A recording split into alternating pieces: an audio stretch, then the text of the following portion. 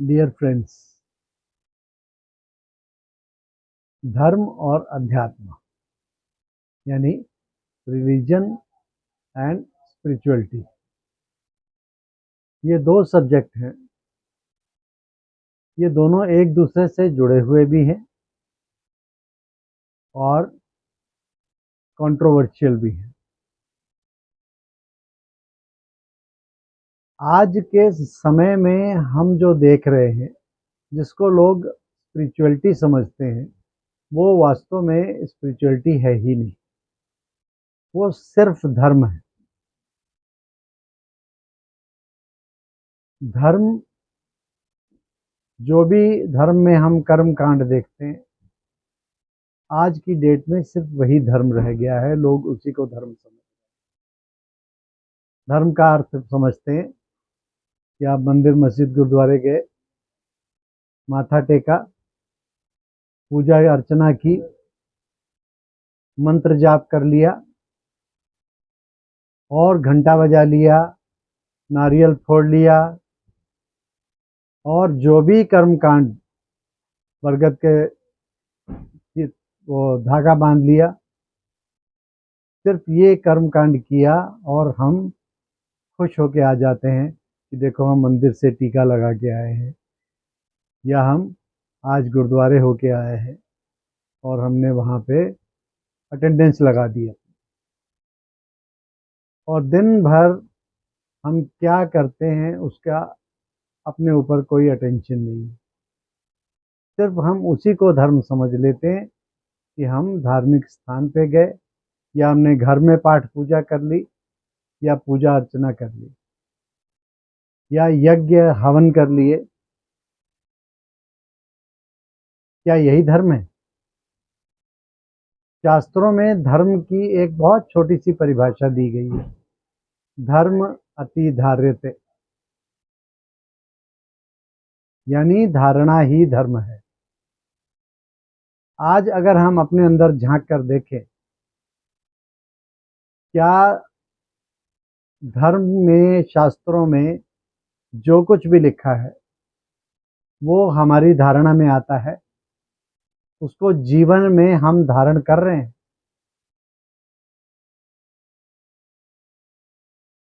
Theory तो हमने पढ़ ली, लेकिन प्रैक्टिकल कर रहे हैं कि नहीं कर रहे हैं?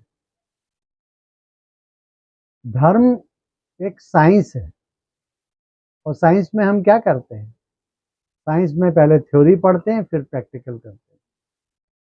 और आज की डेट में हम क्या कर रहे हैं? सिर्फ थ्योरी पढ़ पढ़ के प्रकांड पंडित बनते जा रहे हैं, लेकिन धारणा में वो है नहीं। एक कहानी के द्वारा समझाता हूँ। एक पंडित जी कथा करते थे। नदी के किनारे एक छोटा सा मंदिर था, और सब भक्तों को बताते थे कि राम का नाम लेने से नैया पार हो जाती है। एक धोबन वहां से नाव से दूसरे तरफ से किनारे से आती थी, और रोज दूध लेके आती थी और दूध देके फिर वापस चली जाती थी। उसने भी अपने कानों में कई बार सुना कि राम का नाम लेने से नैया पार हो जाती है। एक बार नदी में बहुत ज़्यादा उफान आ गया, तो उसने सोचा कि मैं अब नदी कैसे पार करूंगी, शाम हो गई थी। उसने कहा, पंडित जी कहते हैं राम का नाम लो तो नैया पार हो जाएगी। तो उसने राम का नाम लिया बड़ी भावना से, और वो नदी में उतर गई और आराम से पार करके दूसरे किनारे पहुंच गई। डूबी नहीं, नाव मिली नहीं थी उसे। फिर वो वापस आई अगले दिन, तो उसने पंडित जी से कहा, आपका बहुत बहुत धन्यवाद, आपने मुझे सिखाया कि राम का नाम लेने से नैया पार हो जाती है। आप भी मेरे गांव चलिए, वहां लोगों को उपदेश दीजिए, तो उनकी भी नैया पार हो जाएगी। तो पंडित जी ने कहा, चलते हैं। नाव, नदी में उफान आया हुआ था, तो जब नदी किनारे पहुंचे तो उसने कहा, नाव बुलाओ, इतना नदी में पानी है, मैं कैसे इसमें से पार करूंगा? उसने कहा, पंडित जी आप ही तो कहते थे कि राम नाम लो तो नैया पार हो जाएगी। तो पंडित जी ने कहा अच्छा मैं देखता हूँ। उसने जैसे ही नदी में पांव डाला वो डूबने लगे, वो फिर वापस हो गए। उसने कहा पंडित जी आप तो सिर्फ कहते थे, इसका मतलब आपके अंदर कोई भावना ही नहीं है। अगर आपके अंदर भावना होती तो आपकी नैया भी पार हो जाती। लेकिन वो ग्वालन जो थी उसमें भक्ति भाव से श्रद्धा के साथ उसमें पांव रखा और वो पार हो गई। और पंडित जी जिनकी धारणा में कुछ भी नहीं था जीवन में, वो नैया पार नहीं हो पाए। भाव भाव ये कि हम धर्म में सिर्फ थ्योरी पढ़ रहे हैं, सिर्फ हम ज्ञान ले रहे हैं, लेकिन उस ज्ञान को अपने जीवन में उतार नहीं रहे। तो अध्यात्म क्या है? अध्यात्म है प्रैक्टिकल, स्पिरिचुअल साइंस कहा जाता है। स्पिरिचुअलिटी बहुत बड़ी साइंस है। यहाँ पर ज्ञान के साथ साथ प्रैक्टिकल चलना भी सिखाया जाता है। अध्यात्म कहता है कि जो कुछ भी ज्ञान लिया है उसको अपने जीवन में उतारो, उसको प्रैक्टिकल में धारण करो।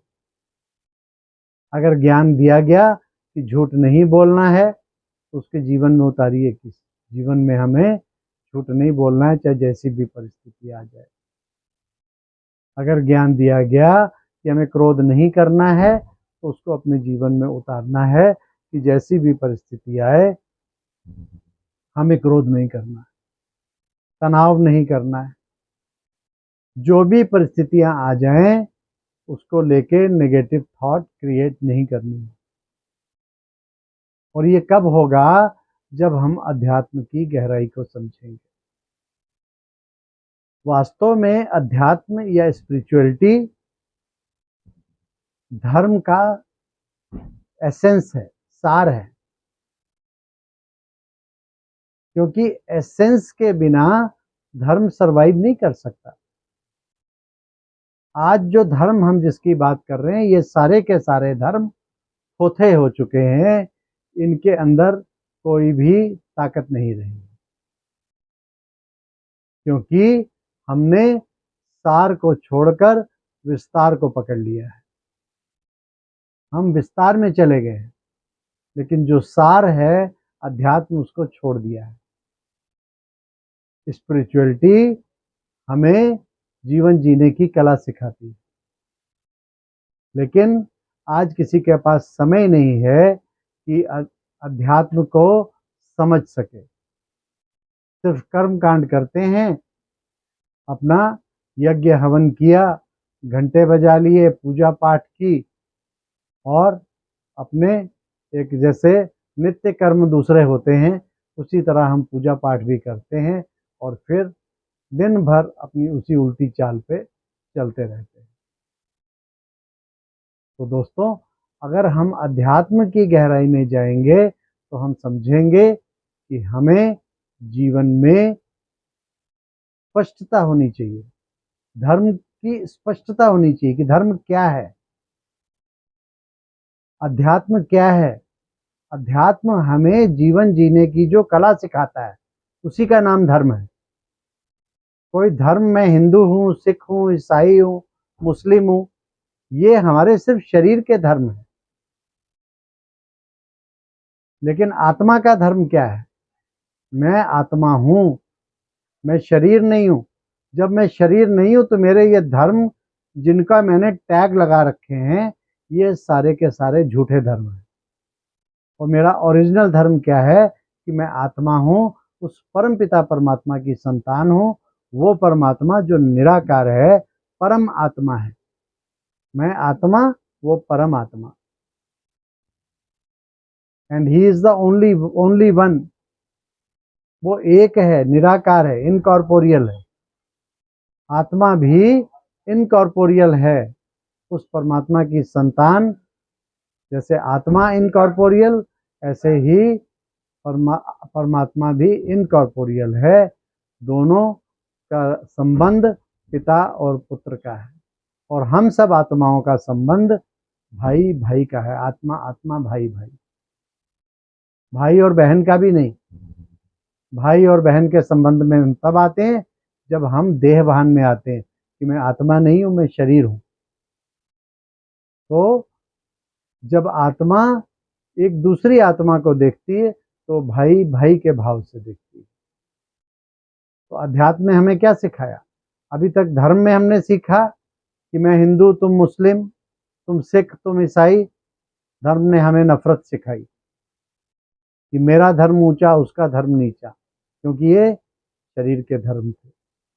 लेकिन आत्मा का धर्म क्या है? कि मैं एक आत्मा हूं और सब आत्माएं भाई भाई हैं। हम सब एक पिता की संतान है। हमने टैग जरूर लगा लिए हैं, लेकिन आत्मिक रूप से हम आत्माएं भाई भाई हैं। और जब हम अध्यात्म को पकड़ेंगे, स्पिरिचुअलिटी को पकड़ेंगे, तो हम कभी भी एक आत्मा दूसरे आत्मा से कभी भी ऊंची या नीची निगाह से नहीं देखेगी, उसे नफरत की निगाह से नहीं देखेगी, एक दूसरे से ईर्ष्या द्वेष नहीं होगा। तो अगर हम अध्यात्म को समझेंगे तो हम सदा एक दूसरे के लिए मदद को तैयार रहेंगे। एक दूसरे भाई के लिए कभी भी मन में व्यर्थ संकल्प नहीं चलाएंगे और एक दूसरे भाई के लिए कभी भी कोई बुरी भावना मन में नहीं रखेंगे। सदा शुभ भावना, शुभ कामना, चाहे वह किसी भी धर्म का हो। क्योंकि धर्मों में जो शास्त्रों में लिखा है वो सारा क्या है? वो वास्तव में अध्यात्म है। लेकिन हमने अध्यात्म को ना पकड़कर हमने कर्म कांडों को पकड़ लिया है, इसीलिए हमारी दुर्गति हुई है। क्योंकि हमें इस बात को समझना होगा कि जितने भी धर्म हैं ये अभी कितने साल पुराने हैं। 2-2.5 हजार वर्ष पहले कोई किसी भी धर्म का नामो निशान नहीं था पूरी दुनिया में, या इससे पहले की सृष्टि में, 2000 वर्ष से पहले की सृष्टि में सिर्फ एक ही धर्म था, वो तो आदि सनातन देवी देवता धर्म। हम उसी सनातन धर्म की संतान है। लेकिन जब हमने आदि सनातन देवी देवता धर्म में अपने सर्व ऊंच गुणों को छोड़कर जब हमने तमो प्रधान गुणों को अपनाया, तब हमें धर्म की जरूरत पड़ी। और तब भिन्न भिन्न धर्म इस दुनिया में आ गए जो हमें नीचे गिरने के, थामने से बचाने के लिए बने। लेकिन हम विचार करें कि इतने धर्मों के आने के पश्चात भी क्या हम नीचे गिरने से रुक पाए हैं? हम सदा अधोगति को ही प्राप्त होते रहे। तो धर्मों से क्या फायदा हुआ? जिन देह के धर्मों में हमने जिनको अपना रखा है, जिनके हम कर्म कांडों में खोए पड़े हैं, उन धर्मों ने हमें क्या दिया है?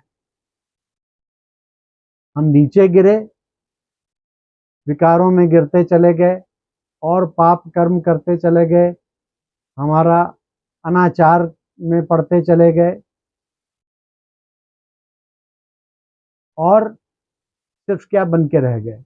एक भिखारी कि जाओ मंदिर में जाओ, हाथ जोड़ो और मैं तो नीच कामी पापी और आप तो बहुत ऊंचो, मुझ पर कृपा करो।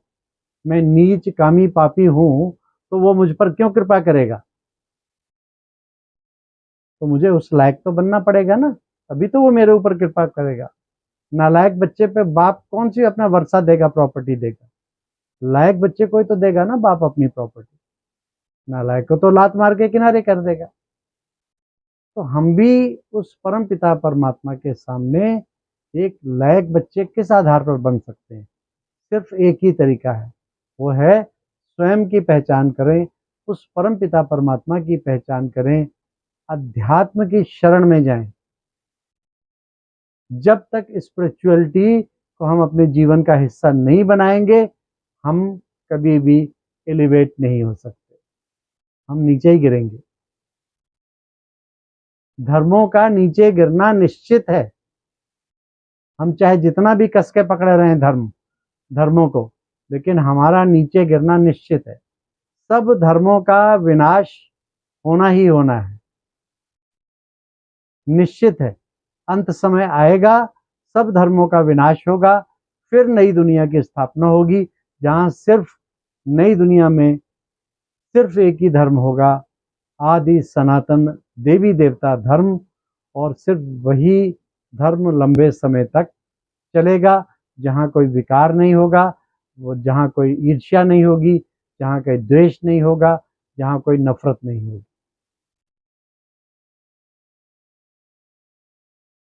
सर्वगुण संपन्न 16 कला संपूर्ण होंगे। लेकिन अगर अध्यात्म को हम पकड़ लें इस कलयुगी दुनिया में भी, तो हम इस कलयुगी दुनिया में रहते हुए भी सर्वगुण संपन्न 16 कला संपूर्ण अगर पूरा नहीं भी बन सकते, तो उसके जितना भी नजदीक पहुंच सकें, पहुंचकर अपने जीवन को ऊंच बना सकते हैं। उन गुणों को अगर यहीं से धारण करेंगे, तो फिर आगे भविष्य के हमारे जो जन्म हैं, भविष्य का जो जीवन है, वो हमारा बहुत ही ऊंचा, और उस ऊंच पद के हम अधिकारी बन सकते हैं। तो दोस्तों, आइए अध्यात्म को अपनाइए, स्पिरिचुअलिटी को अपनाइए। रिलीजन को मैं नहीं कहता कि आप छोड़ दीजिए, रिलीजन भी जरूरी है, लेकिन रिलीजन के अर्थ को हम भूल गए हैं। धर्म क्या है इसको भूल गए हैं। धर्म और अध्यात्म एक से जुड़े हुए हैं। अगर हम आध्यात्मिक हो जाएं, तो धर्म का पालन ऑटोमेटिकली हो जाएगा। आइए अध्यात्म को अपनाइए, हमारे साथ इस यात्रा पर चलिए। आइए प्रजापिता ब्रह्मा कुमारी ईश्वरी विश्वविद्यालय में, जो भी आपके नज़दीक में है, वहाँ संपर्क करिए और अध्यात्म को गहराई से समझकर अपने जीवन को ऊंच बनाने का पुरुषार्थ करें। अच्छा, ओम शांति।